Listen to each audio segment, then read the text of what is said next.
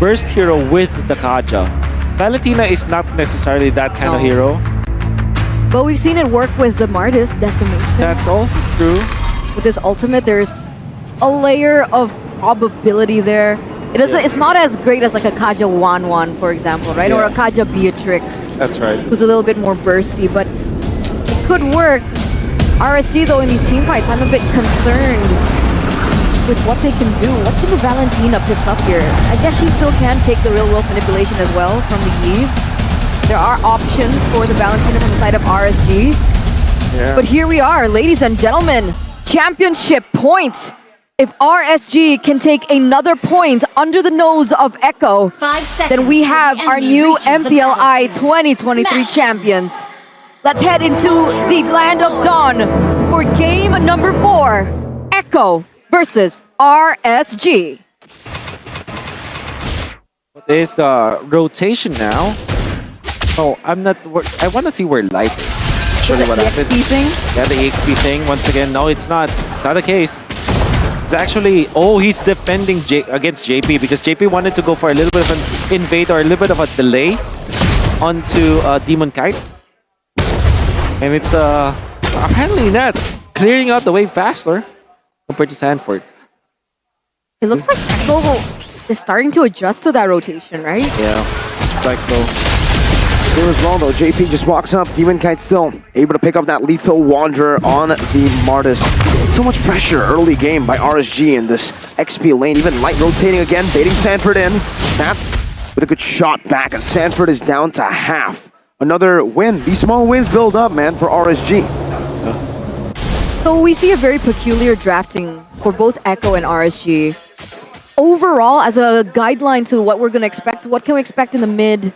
Maybe from, let's start with early, mid, and then late game. So like the first few turtles of the game, I would say Echo should be having the easier time. I think that their heroes are more built into the early stages. This RSGPH, they're so dependent on Light, and they did adjust. That's the EXP lane rotation coming out from Light, punished duly by Carl TZ. So patient. Carl TZ was waiting there for a while for that to happen. Like you said, the adaptation from Echo this time around, and it sets up quite well for the next neutral objective. Is the first turtle of the game spawning in the bottom side. JP opening up the map, knowing where Demon Kite is. Meanwhile, in the mid lane, Light needs to be careful here. Gets poked down, and Carl TZ is there to provide some more help to clear out this wave in the mid lane. Sanji, level 4 as well. Here it is, the first turtle dance for the past few turtles. Oh, Sanford gets caught really low, gonna be able to heal up. Well played, Nats, actually. Poking out that Khalid forcing the second skill already. Quick sand guard. How easy dodged by Nats. First team with he's level 5. Oh, Nats jumps in very deep, actually out of the real world manipulation onto Carl TZ. Sanford forced to use the Raging Storm defensively, and now Carl TZ is going to be ran down by the likes of RSG. Under the turret, Nats picks up a big knockout with a jab. Complete Divine Judgment brings Sanford back. It's 3 kills over to RSG early on. See, they didn't even need to go for that engage typically, because like you mentioned, right before that they went in for the engage, Demon Kite hit level 5 first. So in that particular regard, he should have had a little bit more to say with the neutral objective contest, but they were still able to win that the entire way. There's many factors should be considered in that case. For example, Nats slowing down Sanford. Then eventually, he forced the Raging Sandstorm with the help of Aqua. Aqua copied the Circling Eagle. So together with Aqua, Nats was able to force the Raging Sandstorm. So ladies and gentlemen, back into the Land of Dawn. 4 minutes has elapsed, and it looks like RSG gonna go for a rotation up top, Light in particular, helping a man out in his lane. You can see RSG with Nats. I think he was able to get the card, and he did not get the second one. Good job, Sanford. Zoning out Nats, and of course there's a little bit of help from Carl TZ back there. Amon first item DHS. He already has that secured in his pocket right now. Corrosion Siphon for the carry. But RSG still has that 1k gold lead. Yeah. You see that Eman is different from other marksmen, where other marksmen will even skip the boots or sometimes go for just bare brown boots and then go for the DHS or something like Golden Staff or whatever itemization you have for farming. Eman is he's patient enough that he will complete the warrior boots so that he will have the right amount of defense. Then he goes for the Demon Hunter sword. Eman is not on a rush, you know. He's that kind of player. All right, down below. A little bit of a trade in lane already. Wow, a full initiation with a flicker as well, but RSG react to it. My goodness! It's a re-engage from RSG, a masterfully played team fight. They pull back right on time. That's 3 members from Echo taken out just like that in team fight. And they're gonna take control of that turtle there. Mid lane already pushed in. Light goes in for a concealed play onto Sanji, I think. Does he get him? He gets him. Wow, Aqua just copied a real world manipulation and made it better compared to Echo. Wait, he does have a lot more items compared to, or a lot more farm compared to Sanji. And he was able to slow down the members of Echo and hold them down together in a box. And Eman just popped the ultimate. Didn't even have to use his Purify because everybody from Echo just struggled from the real world manipulation. The Eve pickup coming out from Echo. Now, you can even think about it. Maybe it's more of a liability than it is a good thing for Echo. Going to backfire, but meanwhile on top side. Blazing Duet, the Divine Judgment to drag no. Benny back to Eman's range. Killing spree for Eman. This is a Klon in the early game with 3 kills. The resurgence theory is certainly starting to look even more real in the first 6 minutes of the game.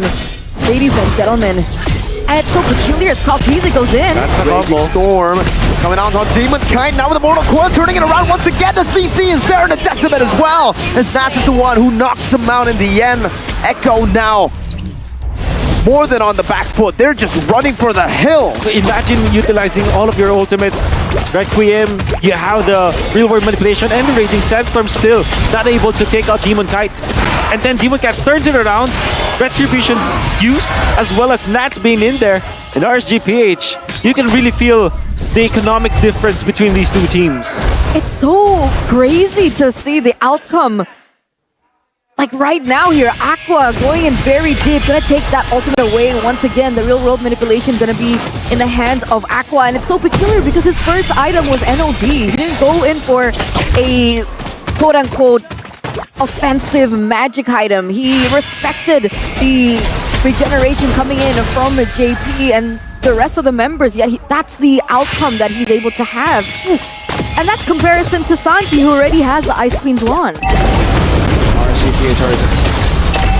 They just woke up today better than Echo. And the momentum that they brought from for series number 1. Light gonna be poked down there, but Demon Kind now goes in, and that's gonna be Aqua again with a real world manipulation to lock them down for the rest of the team to collapse. It's Nats in the back, aiming for Benny, and he gets the damage done. It's Demon Kite with a double. Now one more, it's a triple from Demon Kite. Oh my god!